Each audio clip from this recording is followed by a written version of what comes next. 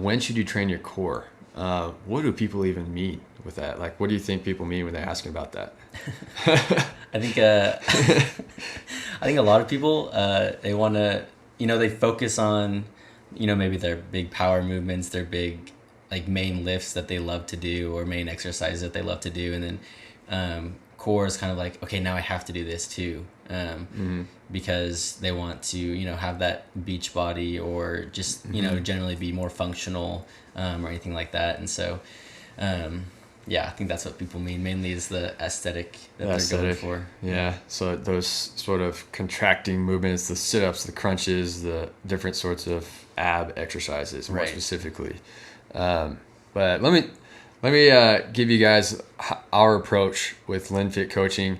We view core exercises as in a few different angles. One, we view your core as more of a stability mechanism for our spine, for our core. That is your from the base of your neck to your pelvis. That's your core.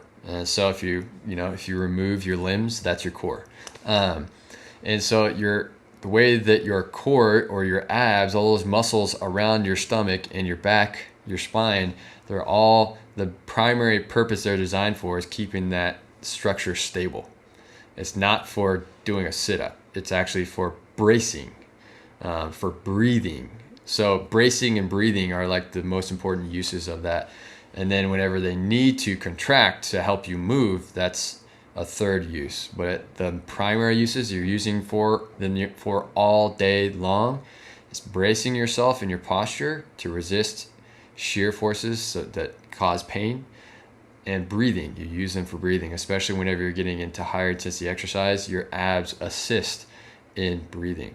And then and so because of that, our approach with core exercises is, first, we like to take people through a movement assessment. If we notice any sort of lack of mobility, we like to address that from core first, and then to extremity. We want to address that first. We want to make sure that we're working with the core and then the extremities, or your arms and legs first, and then breathing and stability. So we picture it more as, okay, if we find a movement problem, as in a whole movement pattern, a sort of a transitional movement or developmental movement. So think of how you learn from a baby all the way to how you're walking, moving, sitting as an adult.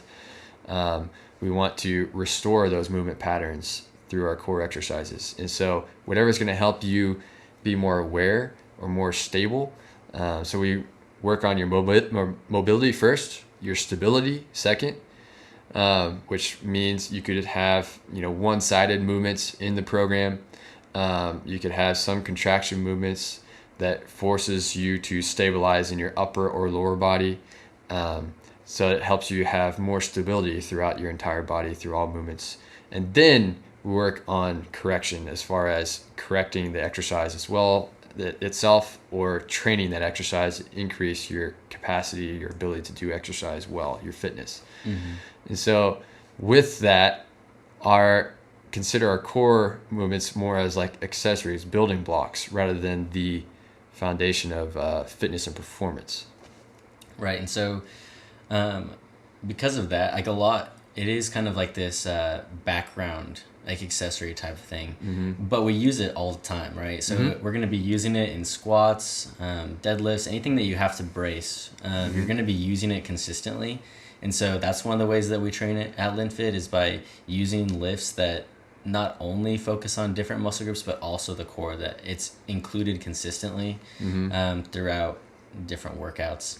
And yeah, I think that a lot of people may not necessarily realize that the core is really involved in all of these different workouts, that it's highly used. It's not like if you're doing a back squat, you're not only using your legs, you're using so much of your body. Yeah, it's a full body movement. You're engaging everything. If your core is not strong, it's going to be harder to do that squat. So you get yourself under load, you got to use your core like crazy.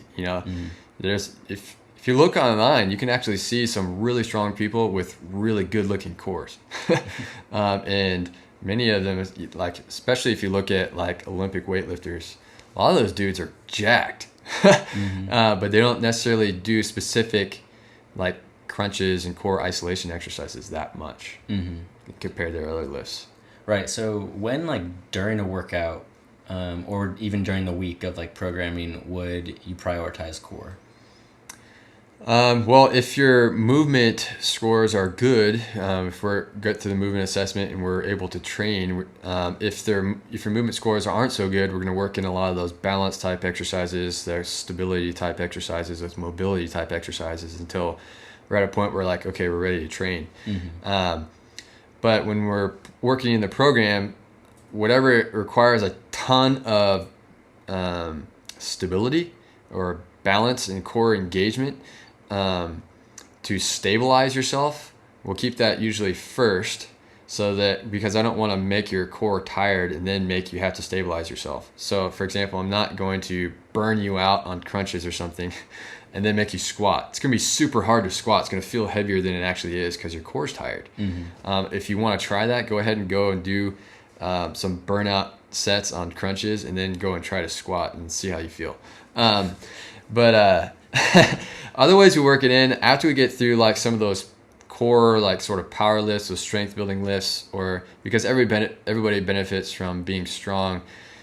So we may not be necessarily trying to get you bigger or more muscular, but we're trying to help you have a stronger core, more stable core.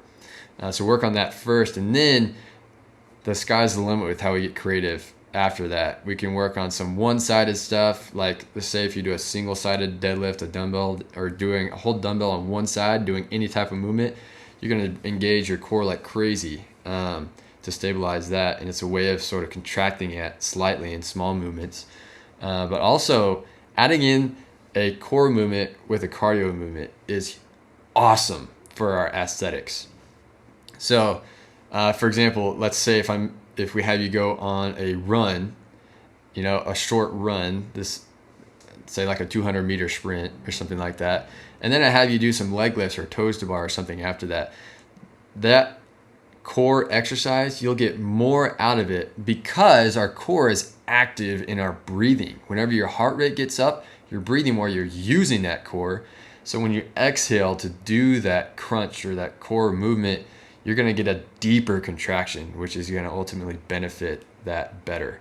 And then when do we do the more isolation sort of burnout type core contraction movements? That's usually towards the end for a finisher where you kind of burn out and you can lay on the floor like, my abs are on fire. That's usually towards the end because I care more about keeping it fresher for the rest of the movements before. That's usually our program structure, how we work it in, how definitely recommend anyone else works it into their program too. Right. And if you're not going to put it at the end, then maybe have like a designated day for core that you really want to maybe do some runs and core together. But yeah, doing it before any big lift that requires a lot of stability is going to really limit your ability to get the most out of that lift. Yeah. But this isn't just like the ab type movements, the ones that you see in front. The core also includes your back. And so back extensions, Superman, stuff on the floor, stuff where in a prone position you have to hold your body up.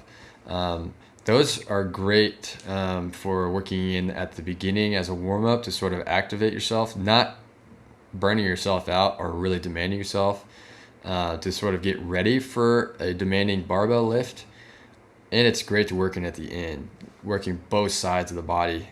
If you're strong in both the back side of your core, being able to hinge yourself, bend your back and extend it, and being able to contract and lengthen your abs will be huge in your strength and your aesthetics.